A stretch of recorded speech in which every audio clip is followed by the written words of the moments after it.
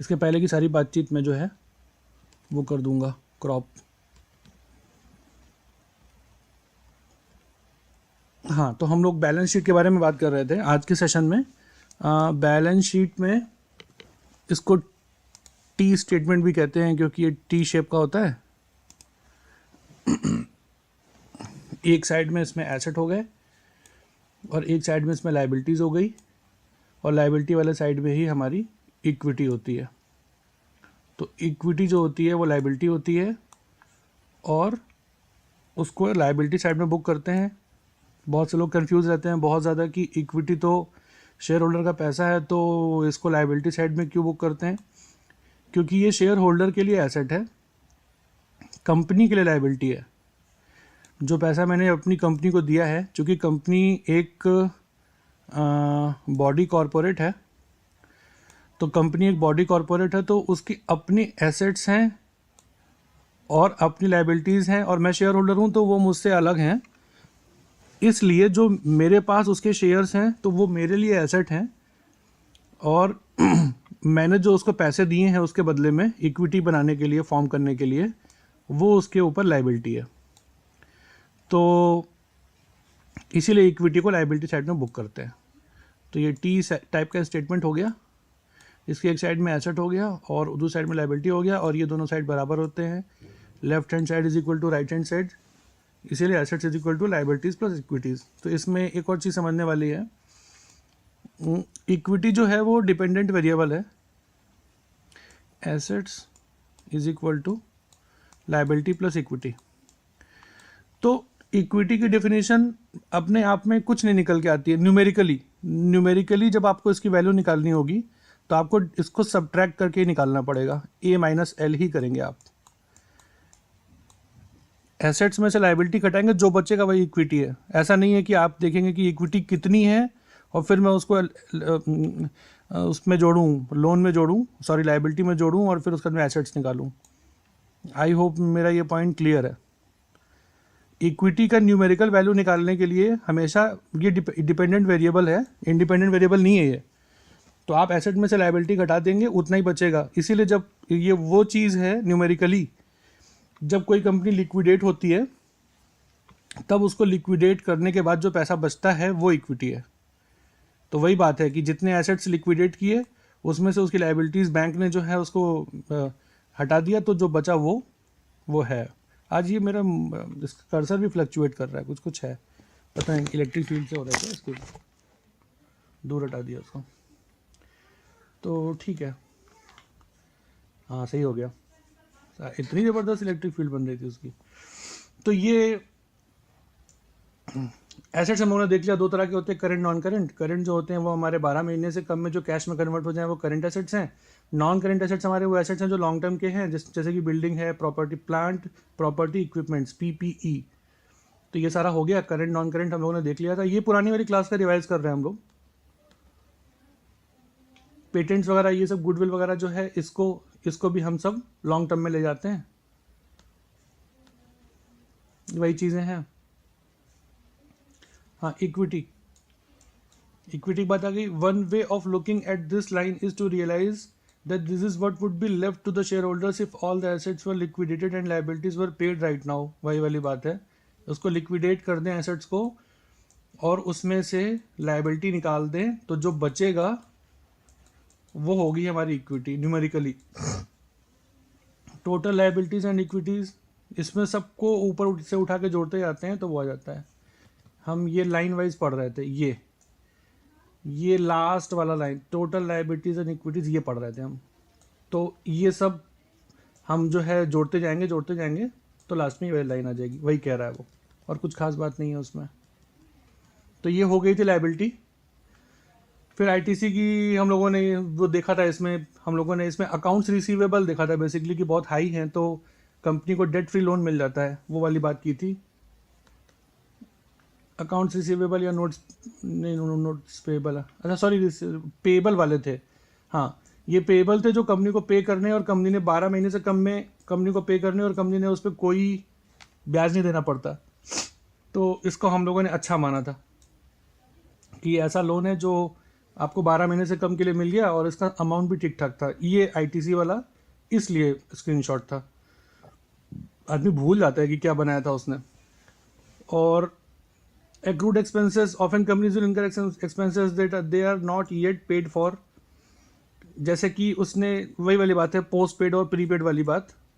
तो ये उसने बिल पे कर दिया है, मतलब अभी उसने उसको यूज़ कर रहे हैं और उसके लिए पे नहीं कर रहे हैं अभी, ये फ्यूचर में पे करेंगे। जैसे पोस्ट पेड में हम लोग करते हैं कि हम अभी पहले यूज़ करते हैं 30 दिन मोबाइल को और लास्ट में जाके पे करते हैं। तो ये प्रीपेड वाले का जो हम लोगों ने देखा था, जो चर्चा भी की थी, उसका उल्टा है। मैं ग्लांस कर रहा हूँ जानबूझ के, फिर टैक्सेस घटा देंगे, मतलब ये सब हो चुका है।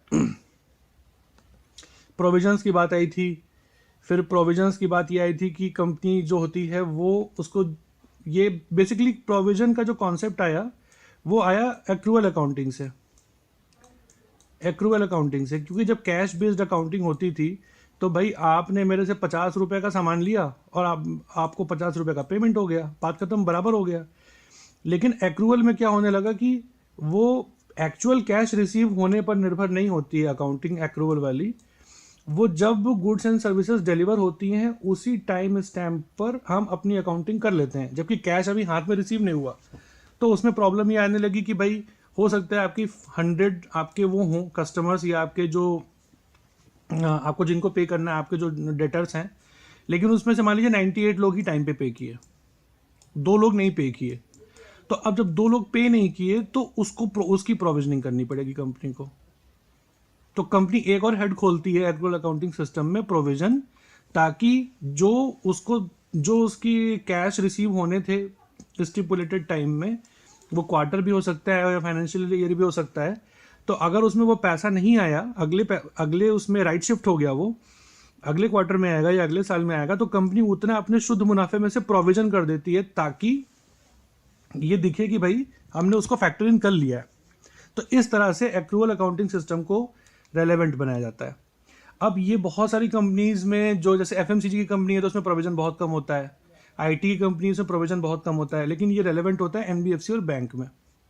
तो हम लोग एनबीएफसी बैंक पे एक अलग से सेशन भी करेंगे डिटेल में, और उनके जो फाइनेंशियल स्टेटमेंट्स हैं उसको भी हम लोग करेंगे कि जब रिजल्ट्स आते हैं क्वार्टरली तो उसको कैसे पढ़ते हैं।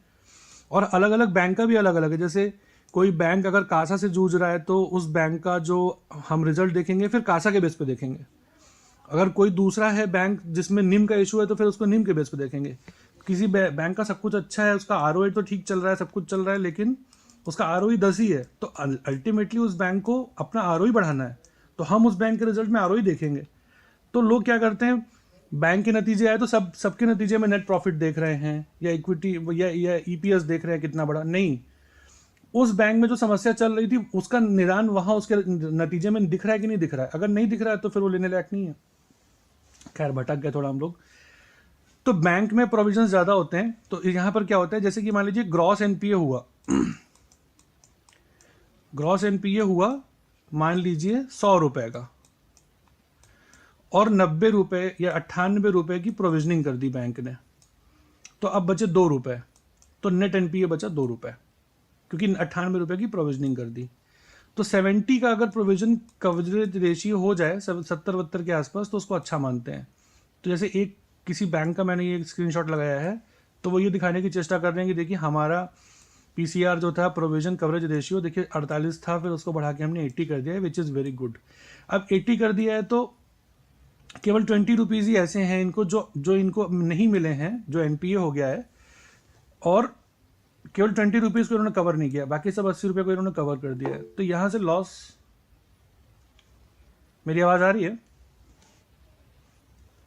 हाँ आ रही है, लेकिन ये प्रोविजन तो उन्होंने अपने उससे ही किया होगा ना, मतलब देना तो कंपनी के प्रॉफिट से प्रोविजन किया होगा ना।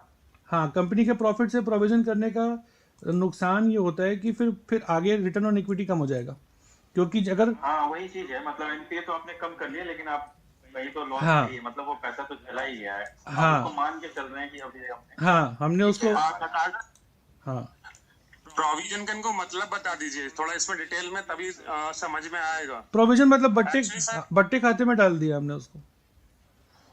थोड़ा और डिटेल में जाएंगे सर, क्योंकि मैं इन लोगों को बताया हूँ सर। एक बार मैं ऑडियो डाला था जब मैं एक बैंकर से डिस्कस कर रहा था कि जब कोई लोन लेता है तो उसको प्रोविजन करना पड़ता है, काइंड ऑफ ऐसा वो है। जैसे कि मान लीजिए प्रोविजनिंग का मतलब ये है कि जैसे मान लीजिए कि किसी कंपनी का लोन बुक जो है मान लीजिए कि 1,000 करोड़ रुपए का है। अब उसके मान लीजिए कि 50 करोड़ की जो वो है उसकी जो अकाउंट बुक है उसकी वो एनपीए हो गई। अब एनपीए की डेफिनेशन ये है कि 3 महीने तक अगर उसकी सर्विसिंग नहीं होती है, डेट सर्विसिंग, तो वो एनपीए में डाल देते हैं। तो अब 50 करोड़ रुपए का वो लगभग बैंक सोचेगा मैं इसका 80% को पीसीआर में डाल दूँ, इसको प्रोविजन से कवर कर लूँ, तो 40 करोड़।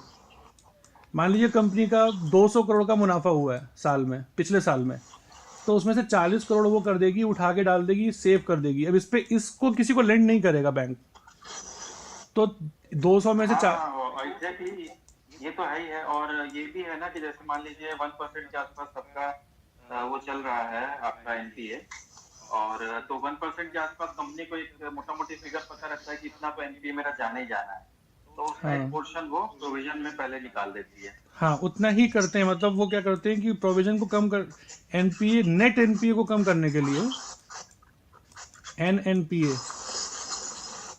और जीएनपीए, तो ग्रॉस एनपीए तो नहीं कम कर सकते अपना। ग्रॉस एनपीए तो एसेट क्वालिटी लोन बांटने के पहले ही खर्च देखना पड़ेगा इनको, लेकिन ग्रॉस एनपीए में से पीसीआर निकाल देंगे हम, प्रोविजनिंग तो नेट एनपीए आ जाएगा। नहीं है इसमें और कुछ खास नहीं है।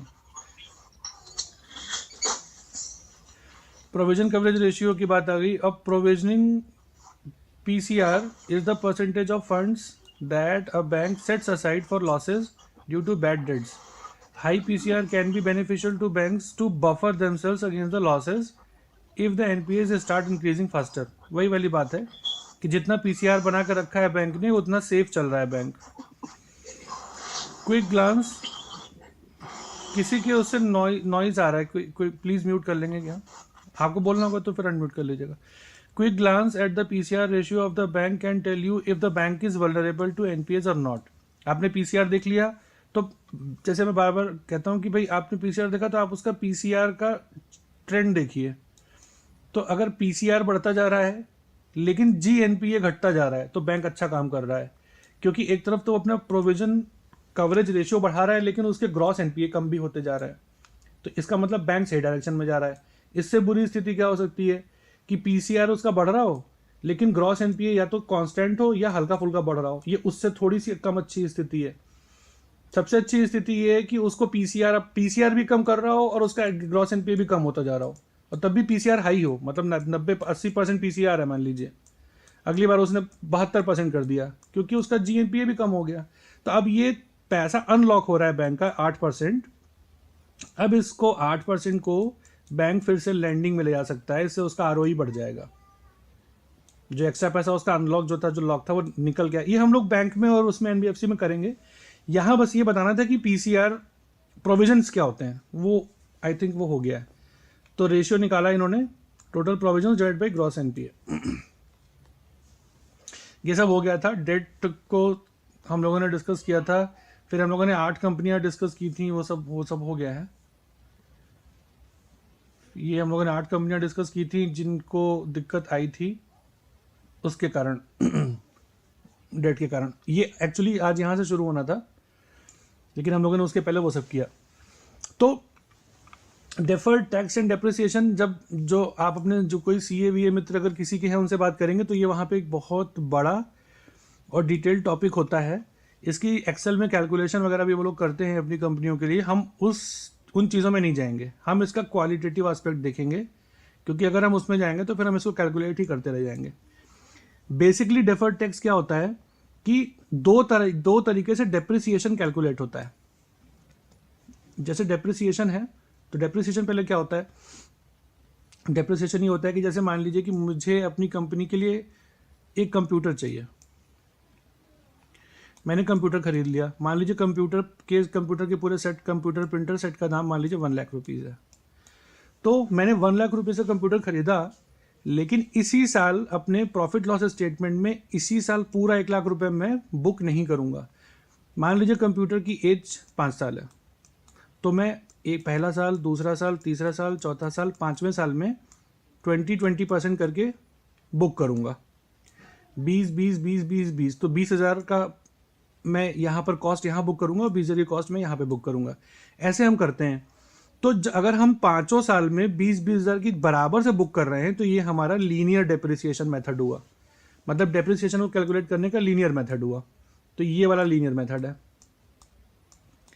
दूसरे मेथड्स ऐसे होते हैं जो पहले के सालों में उसको हैवीली बुक कर देते हैं, जैसे तो ये इस टाइप का मेथड हो गया ग्राफिकली।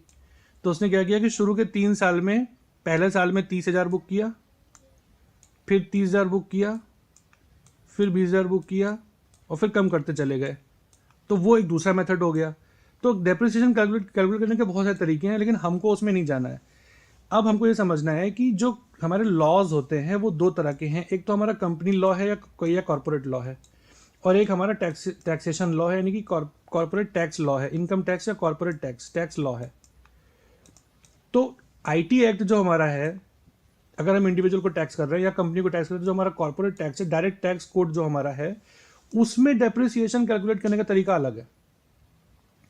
और जो कंपनीज लॉ है उसमें डेप्रिसिएशन कैलकुलेट करने का तरीका अलग है। इस कारण से डेप्रिसिएशन की जो परिभाषा है, जो कैलकुलेशन है, वो दोनों के हिसाब से अलग अलग हो जाती है। जब डेप्रिसिएशन की कैलकुलेशन अलग अलग हो जाएगी तो फिर दोनों की टैक्स लायबिलिटी भी अलग अलग हो जाएगी। मैं वो खोलता हूँ।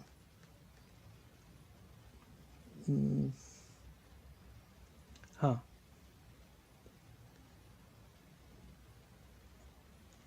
ये है डिफर्ड टैक्स हमारा यहाँ पर है। तो डिफर्ड टैक्स अगर हमारा प्लस है या माइनस है, मान लीजिए कि अगर किसी साल में हमने अपने डेप्रिसिएशन को ज़्यादा बुक किया, डेप्रिसिएशन को 100 के बजाय हमने अकाउंटिंग के कारण, जैसे कि मैंने बताया कि डेप्रिसिएशन अलग तरीके से कैलकुलेट हो सकता है और लॉ भी अलग अलग हैं। तो अगर डेप्रिसिएशन में ज़्यादा बुक कर दिया तो जो हमारी इनकम हुई थी उसमें से हमने ज़्यादा डेप्रिसिएशन घटाया, जबकि कम घटना चाहिए था, तो हमारी इफेक्टिव इनकम कम होके आ जाएगी। जब इफेक्टिव इनकम कम होके आ जाएगी तो उस पर हमारा टैक्स भी कम पड़ेगा। तो यहाँ पे जो हमने टैक्स कम दिया है, ये हमारे लिए अगले वाले क्वार्टर के लिए लायबिलिटी है। यही डिफर्ड टैक्स है। मैं फिर से बता रहा हूँ, एक बार रिपीट कर दे रहा हूँ। जो हमारा डेप्रिसिएशन है, ये एक तो इसका मेथड कैलकुलेशन का और दूसरा हमारे दोनों एक्ट्स, उनके कारण से डेप्रिसिएशन की कैलकुलेशन अलग अलग हो जाती है। तो डेप्रिसिएशन की कैलकुलेशन अलग होने से हमारी टैक्स की कैलकुलेशन अलग हो जाती है। तो ये भी हो सकता है कि कंपनी इस क्वार्टर में टैक्स कम दे रही हो और उसको कुछ टैक्स डिफर करना पड़ रहा हो अगले क्वार्टर में या अगले फाइनेंशियल ईयर में। तो अगर उसको डिफर करना पड़ रहा है, अगर उसको अपना टैक्स अगर डिफर करना पड़ रहा है अगले क्वार्टर के लिए, तो ये उसके लिए, ये यहाँ पर उसके लिए एसेट है। और अगर उसको ज़्यादा टैक्स अभी देना पड़ गया तो वो उसके लिए लायबिलिटी है। तो वो प्रॉपर साइन के साथ, प्लस या माइनस के साथ, वो डिफर्ड टैक्स आ जाता है। इसको पढ़ लेते हैं। Deferred tax is a factor that may be asset और liability. It arises due to different methods of calculation और डेप्रिसिएशन। स्ट्रेट लाइन मेथड है या फिर हमने कोई और मेथड रखा है। डेप्रिसिएशन में be calculated using linear method और एक्सेलरेटेड मेथड। एक्सेलरेटेड मेथड वही वाला है कि पहले हमने उसको ज़्यादा बुक कर दिया शुरुआत में ही। The corporate law and companies act provide flexible calculation for depreciation.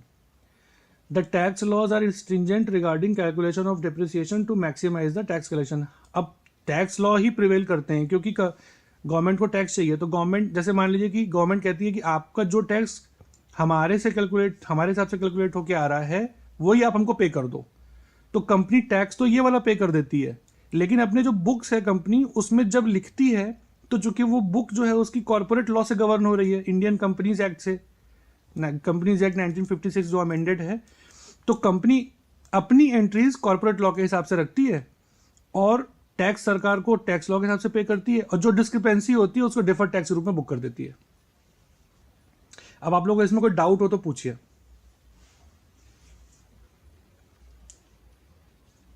ठीक है, इसमें कुछ नहीं देखना है, इसमें जो बदमाशी होती है इसलिए इसको डिटेल में किया। हमको ये एंट्री देखनी है कि किसी कंपनी का डिफर्ड टैक्स बढ़ता तो नहीं जा रहा है या घटता तो नहीं जा रहा है। There should be a secular trend, ऐसा नहीं है कि अचानक से कोई बड़ी एंट्री उन्होंने डेफर्ड टैक्स में कर दी, अचानक से उन्होंने कोई दूसरी एंट्री कहीं कर, तो अगर डेफर्ड टैक्स में बड़ी एंट्री कर रहे हैं तो फिर हम उनकी फिर बैलेंस शीट वगैरह निकालेंगे और फिर वो देखेंगे कि भाई इतना ये इसमें क्यों बुक कर रहा है। बस इतना ही है, हमें एनॉमलीज देखनी है, ट्रेंड पकड़ना है। अगर ट्रेंड सही चल रहा है तो सब ठीक है, अगर ट्रेंड में कुछ गड़बड़ है तो फिर इसका मतलब गड़बड़ है। डेफर्ड टैक्स पे आप लोगों ने कुछ नहीं पूछा, मुझे उम्मीद थी कि ये ऐसे टेढ़ा है, ये अकाउंटिंग के लोग भी इसको काफ़ी इसमें कंफ्यूज होते हैं। टोटल नॉन करेंट लाइबिलिटीज़ ये वही है, लॉन्ग टर्म लाइबिलिटीज़ हैं जो 12 महीने से ऊपर जाती हैं, ख़त्म हो गया, ये कुछ नहीं है। एसेट्स और लाइबिलिटीज़ पूरी हमने देख ली, वही वाली बात है, एसेट्स पहले हो गया था, फिर लाइबिलिटीज़ इसके इधर वाला इधर हो गया, कंप्लीट हो गया ये। इक्विटी के बारे में बता दिया, शेयर होल्डर्स मनी होती है, कंपनी पे लाइबिलिटी होती है, शेयर होल्डर के लिए एसेट होती है। हाँ, अब शेयर कैपिटल कुछ नहीं होती। जैसे आज आप एक कंपनी शुरू करिए, मान लीजिए कि आपके पास, आप कंपनी 1 लाख के कैपिटल से कंपनी शुरू करना चाहते हैं और आप उस कंपनी के 100 शेयर जारी करना चाहते हैं, 1000 शेयर जारी कर दीजिए, तो 1000 शेयर इंटू 100 रुपीज़ का एक शेयर, 3 2 5 1 लाख रुपीज़ हो गए बस। तो इस जो 1 लाख रुपए आपने कंपनी के अपने ही बैंक अकाउंट में डाले हैं कंपनी के लिए, उसको हम पेड अप कैपिटल या पेड इन कैपिटल बोल देंगे। ये शेयर कैपिटल, और 100 शेयर हैं और 100 शेयर कर लेते हैं और एक शेयर की वैल्यू 1000 रुपये है, तो बस बात खत्म हो गई, ये कंपनी की शेयर कैपिटल हो गई। अब इसको पढ़ लेते हैं। This line is often referred to as capital stock, common stock और पेड इन कैपिटल या पेड अप कैपिटल भी कहते हैं। This is a section that often confuses many investors, क्योंकि ये बहुत सिंपल है, फालतू लोग कंफ्यूज होते हैं, इसमें कुछ है नहीं। The share capital is simply use to keep track of common stock splits and common share outstanding. अब देखिए इसमें क्या होता है, इसको होता क्यों है ये। 100 शेयर हैं तो नंबर ऑफ शेयर कितने हो गए 100, और एक शेयर की वैल्यू कितनी हो गई 1000। तो 1000 जो है इसको हम लोग बोलते हैं फेस वैल्यू या पार वैल्यू। ये ना बढ़ेगी ना घटेगी, स्टॉक मार्केट पे लिस्ट होने के कारण इसमें कोई परिवर्तन नहीं आता। लेकिन जब कंपनी अपने आईपीओ में जाएगी और ये शेयर लिस्ट होगा तो उसका जो रोज रोज भाव चेंज होगा वो शेयर मार्केट का, शेयर उसके कंपनी इंडिविजुअल स्टॉक का है, शेयर का भाव है। तो ये जो 100 शेयर है जब लिस्ट होंगे तो 1000 रुपये का है, होते ही हो सकता है लिस्ट होते ही ये शेयर 2000 रुपये का हो जाए। तो 2000 रुपये जो हुआ उससे कंपनी का मार्केट कैप चेंज होगा, लेकिन कंपनी की शेयर कैपिटल चेंज नहीं होगी। वो कितनी रहेगी, वो इतनी रहेगी, 100 इंटू 1000, 1 लाख रुपये ही रहेगी। तो when a company is originally started, the founders place a certain amount of money, अब कुछ भाई पूंजी डालता है कंपनी में जो मालिक होता है, प्रमोटर होता है, into equity account called paid in capital. The owners use that money as a representation of the shares outstanding. वो शेयर के संख्या को दिखाने के लिए ही उसका यूज होता है, और ये तब काम आता है जब कॉर्पोरेट एक्शंस होते हैं, मतलब डिविडेंड देना है तो पार वैल्यू पे देंगे। देखिए लिख के आता है ना कि कंपनी ने 100% डिविडेंड दिया, तो 100% डिविडेंड कंपनी ने कैसे दिया, कंपनी की फेस वैल्यू 2 रुपये है, 100% डिविडेंड दिया मतलब 2 रुपये दिया प्रति शेयर। तो वो जो परसेंट आता है डिविडेंड का वो हमेशा फेस वैल्यू पे आता है न्यूज़ में। अब अगली बार से न्यूज़ पढ़ेंगे तो उसको देखिएगा। ये भी वही वाला ज्ञान है जो ट्रेन में काम आता है, जब आप AC 2 टियर में ट्रेवल करते हैं तो सामने वाले को इम्प्रेस करने में काम आता है। तो हमारा ये कोई आया क्या? हाँ, ये कह रहा था मैं। हाँ, जैसे किसी ने कंपनी अपनी बनाई है ना, फ्लोट किया, हाँ, तो उसमें उसने 100 शेयर रिलीज की, तो 100 शेयर में जो बेचता तो 50 ही है ना, 50 अपने पास रखे रहता है, ठीक है, या 75% अपने पास रखता है, 25% शेयर बेचता है वो आईपीओ में। ठीक है, तो उस जो उसने सेल आउट किया 25 शेयर सेल आउट किया, और 100 रुपए का उसने हर शेयर बेचा है, तो जो हाँ, कंपनी में जो पैसा आएगा वो 2500 रुपए ही आएगा ना। आईपीओ में, हाँ, आईपीओ में अगर आईपीओ की बात कर लें, हाँ उतना ही आएगा। 2500 रुपए आएगा। और नहीं, उससे ऊपर लिस्ट होगी ना वो। चलिए ठीक है, प्रीमियम ही मान लीजिए, हाँ, 5 पे है ना, वो 100 पे किया, वो 200 पे लिस्ट हुआ, हाँ, तो 500 100 के बजाय 200 मान लीजिए मिल गया, तो उसको 5000 रुपए मिल गया है ना। कंपनी के पास, कंपनी के टोटल शेयर आउटस्टैंडिंग 100 थे, कंपनी ने इसमें से आईपीओ के लिए 25 शेयर बेचे। 25 शेयर में कोई आया, मैं उसको ऐड कर लेता हूँ, हम्म, कोई आया है मैं उसको ऐड कर लेता हूँ। ठीक है। एक सेकंड यार, कीप कर लेते हैं, एक second. Someone wants to join. अरे विष्णु जी अब आए। इस पे पेनाल्टी वाला ज्ञान आपने दे दिया, उसके बाद आए हैं। हाँ मतलब आप ही नहीं थे, गजब हो गया आज तो। मतलब मेन तो उनको ट्रेनिंग वाला ज्ञान चाहिए। हाँ तो ये कह रहा था मैं हाँ कि वही मतलब 100 शेयर में से उसने सेल आउट तो 25 ही किए, बाकी 75 तो अपने पास ही रखे रहेगा वो, ठीक है। ऑनर। और वो 25 का उसको 100 रुपए के हिसाब से मिला, और मान लीजिए 2,500 मिला या 200 भी मिला, तो भी 5,000 ही मिले। बिल्कुल। तो शेयर कैपिटल में 5,000 रुपीज दिखाएगा वो, मतलब 2,500 रुपए लिखाएगा या 10 रुपए दिखाएगा शेयर कैपिटल में? शेयर कैपिटल में जितना पैसा शेयर्स को जारी करके आ गया वो सारा शेयर की इसमें इस कैपिटल में आ जाएगा। वो 2,500 रुपए आएगा मतलब ना। हाँ अगर 100 रुपए का एक शेयर बिका है तो 2,500 रुपए आएगा, है ना? हाँ बिल्कुल। तो इसमें ऑनर को कोई पर्सनल फायदा हुआ क्या? मतलब 2,500 रुपए उसके पास किसने मिले? कंपनी का एक्सपेंशन हो गया, हाँ फायदा हुआ उसके लिए, कंपनी को पैसा मिल गया, फंड मिल गया। हाँ लेकिन ऑनर ने अपना 25% दिया, इससे उसको कोई पर्सनल बेनिफिट हुआ क्या इस चीज में, पूरा हाँ इस पूरे प्रोसेस में? उससे फायदा ये होगा कि कंपनी के 75% शेयर तो अभी भी ओनर के पास हैं, और ये 25% शेयर जो हैं वो लिस्ट हो गए। अब ये 25% शेयर के दाम बढ़ते जाएंगे।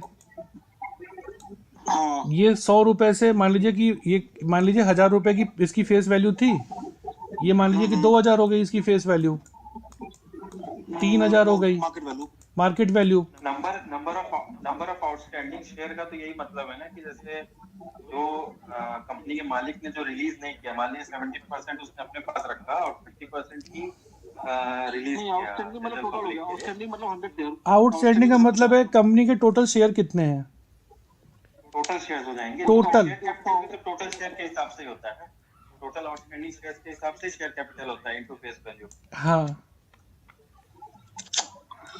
मतलब कि जो ऑनर है उसको इमीडिएटली कोई फायदा नहीं हो रहा ना अपना शेयर बेचने में?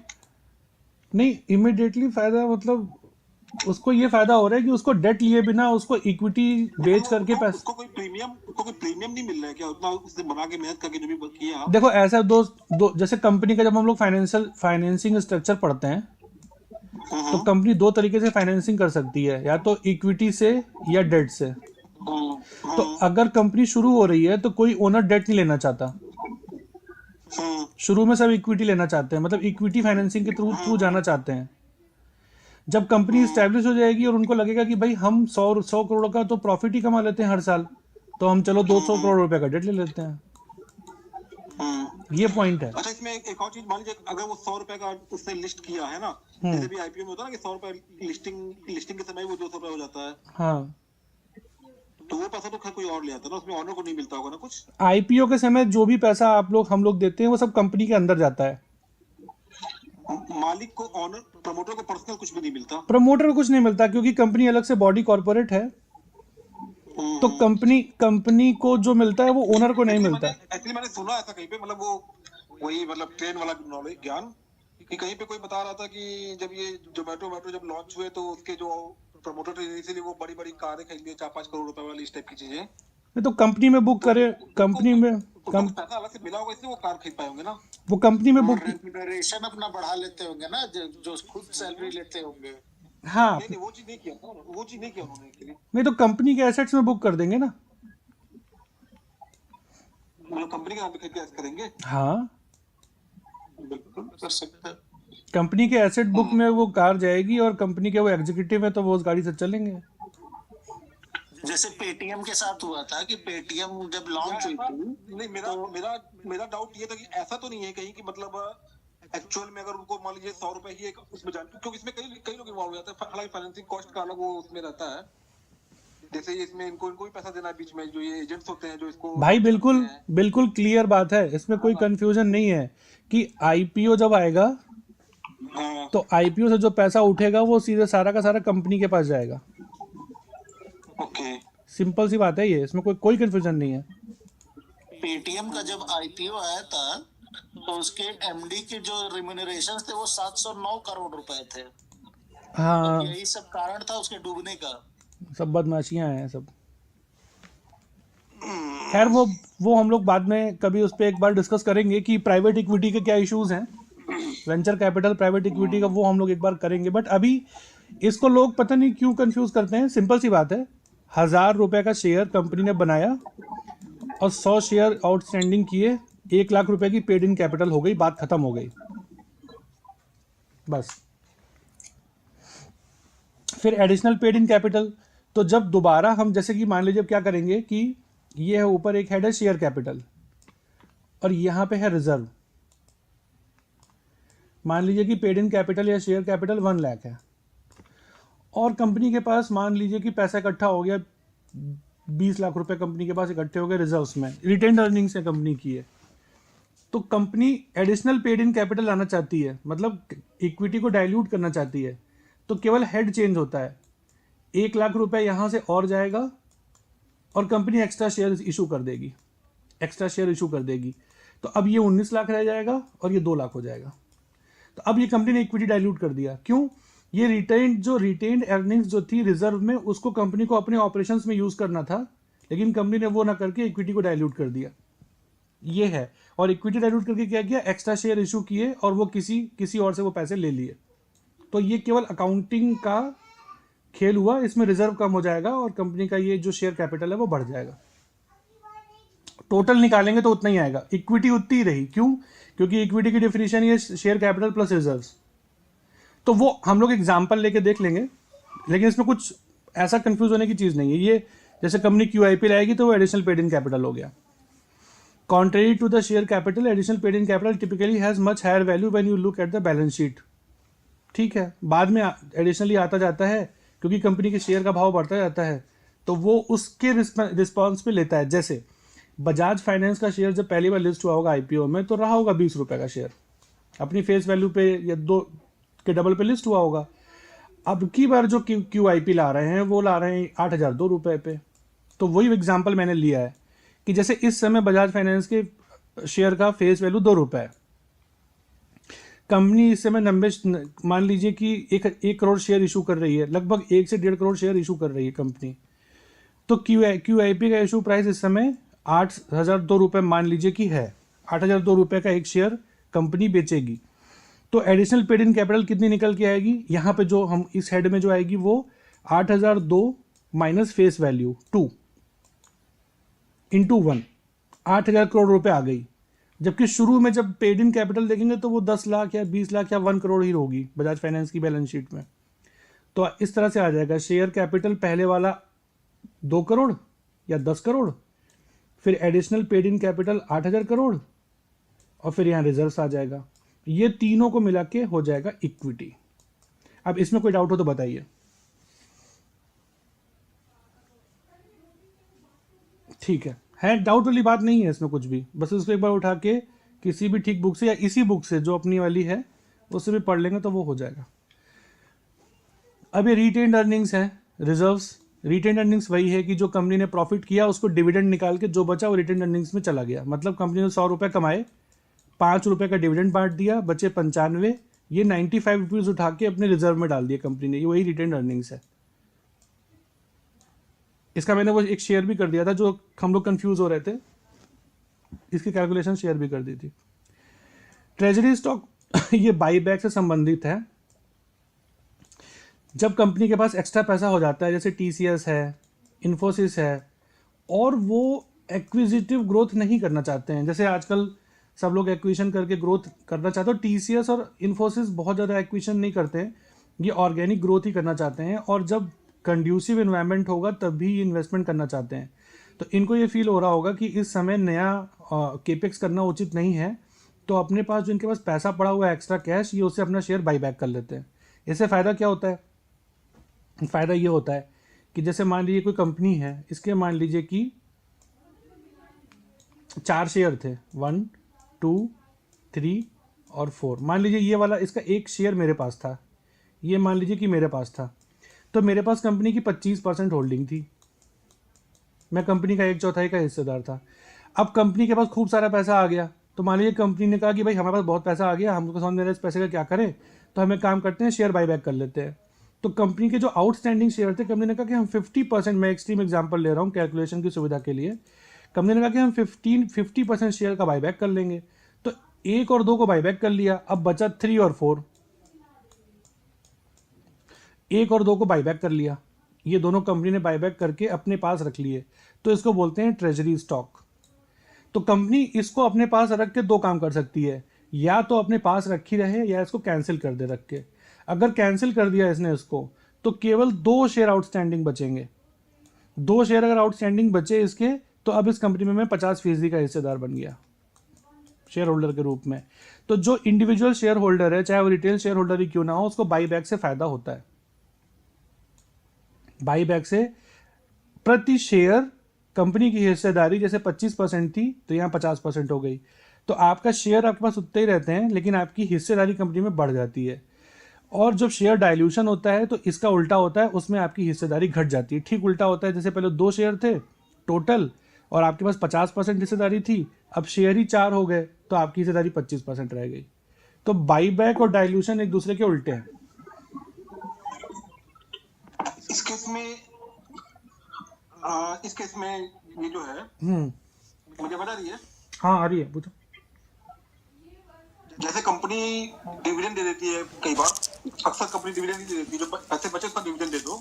हाँ अन्यथा के केस में वो शेयर बायबैक कर लेती है।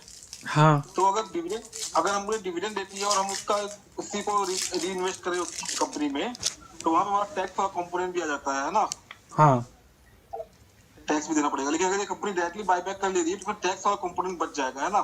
बिल्कुल। तो इसलिए अगर कंपनी बायबैक कर रही है तो वो डिविडेंड देने से ज्यादा अच्छा होगा मेरे लिए, अगर मैं मुझे उसी का कंपनी का शेयर खरीदना है तो।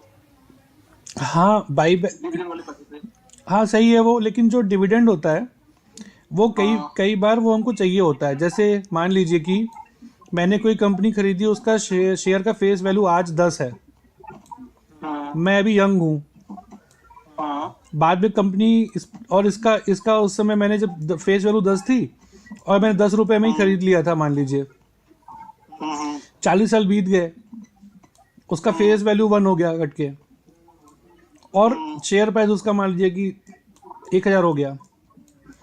अब मैं इसको नहीं बेचना चाहता हूँ, मैं बूढ़ा हो गया हूँ, लेकिन कंपनी अपने फेस वैल्यू पे 100% डिविडेंड दे रही है या 1000% डिविडेंड दे रही है, मान लीजिए। तो 1 रुपए पे 1000% का मतलब दे रही है कि इसका 100 टाइम्स 100 रुपए। और मेरे पास था शेयर 10 रुपए का फेस वैल्यू, तो मुझे हर शेयर पे 1000 रुपए मिलेंगे डिविडेंड बुढ़ापे में। और ये डिविडेंड वगैरह तभी इफेक्टिव होता है जब शेयर को लॉन्ग टर्म पे 10 साल 20 साल होल्ड किया जाता है। तो as a retail investor, long term investor, I would appreciate कि कंपनी डिविडेंड दे, भले मैं उसका, बट इट डिपेंड्स कि आप कौन से स्टेज पे हैं लाइफ में। प्रमोटर को डिविडेंड चाहिए होता है। अभी अगर डिविडेंड दे देगी तो वही होगा ना कि जैसे मान लीजिए मैंने 100 रुपए का शेयर है और उसने 100 रुपए का डिविडेंड ही दे दिया, मान लीजिए अगले साल, तो 100 रुपए में मैं डिविडेंड दिया तो मैं उसमें 170 रुपए ही इन्वेस्ट कर पाऊंगा मैं, क्योंकि 30 रुपए का टैक्स चला गया। हाँ तो मैं 70 रुपए का ही इन्वेस्ट कर पाऊंगा। जब बिल्कुल सही है। इन्वेस्ट कर वो बायबैक कर, तो 100 रुपए का बायबैक कर लेगी तो मेरा इफेक्टिव वैल्यू जो हो जाएगा शेयर का, वो 2 शेयर हो गया मान लीजिए मेरे पास। हाँ तो अगले साल जब मुझे मिलेगा तो 200 रुपए का डिविडेंड मिलेगा वो। नहीं, आप बिल्कुल सही कह रहे हैं, लेकिन ये आपकी, जैसे आपकी कंडीशन ये हो सकती है कि आप अभी यंग हैं और आप 1 साल वेट कर सकते हैं। स्टेज वाली बात हो गई, स्टेज वाली बात हो गई। इस तरीके का है तो मैं उन कंपनियों को ज्यादा प्रेफरेंस दूं जो डिविडेंड की अपेक्षा बायबैक कर रहे हैं। हाँ, जिस स्टेज में मैं अभी हूं, या फिर ग्रो ही कर रही है, ना डिविडेंड दे रही है ना बायबैक कर रही है, बस ग्रो कर रही है। हाँ ठीक है, वो तो एक बात अलग बात हो गई वो तो। हाँ लेकिन जैसे टीसीएस जैसी कंपनी में ही अगर हम लोग लगाए मान लीजिए, हाँ तो अगर ये बायबैक कर ले रही है तो ये मेरे लिए ज्यादा अच्छा है। बिल्कुल, आप वो आपकी चॉइस पे है कि आपको वहाँ टैक्स देना पड़ रहा है, आप तो भाभी के नाम पे ले रहे हैं। इन केस बोल रहा हूँ, मतलब अभी तो यार सब मेरे नाम पे है। How come equity is liability. तो हम लोगों ने वो देख लिया था कि इक्विटी जो है वो शेयर होल्डर का पैसा है, तो कंपनी के लिए लायबिलिटी है और उसके लिए एसेट है। तो यहाँ तक हो गया कितना, अब इसको आगे कंटिन्यू करेंगे कि 9:50 हो गए? रेशियो एनालिसिस आज, आपकी आवाज नहीं है, आवाज कट जा रही है आपकी। रेशियो एनालिसिस वाला आज करेंगे कि 9:50 हो भी गए हैं? देख लीजिए कंफर्ट लेवल देख लीजिए अपना। किसी और ही दिन करते हैं ब्रेक वापस, थोड़ा थोड़ा ही पढ़ने में ज्यादा सही रहता है। ठीक है, मैं तो अवेलेबल हूँ, आप लोग अपने हिसाब से देख लीजिए। हाँ, कल शाम नहीं, को फिर से बैठ एक घंटे में तब थक जाते होंगे ना, ऐसा ना कल कर लेते हैं। कल कर लेंगे, आप कल कल कर लेंगे, सही रहेगा। कल कर लेंगे। ठीक तो कहते हो बच्चों, बाकी बातें नहीं करनी। बताइए चाचा। हेलो।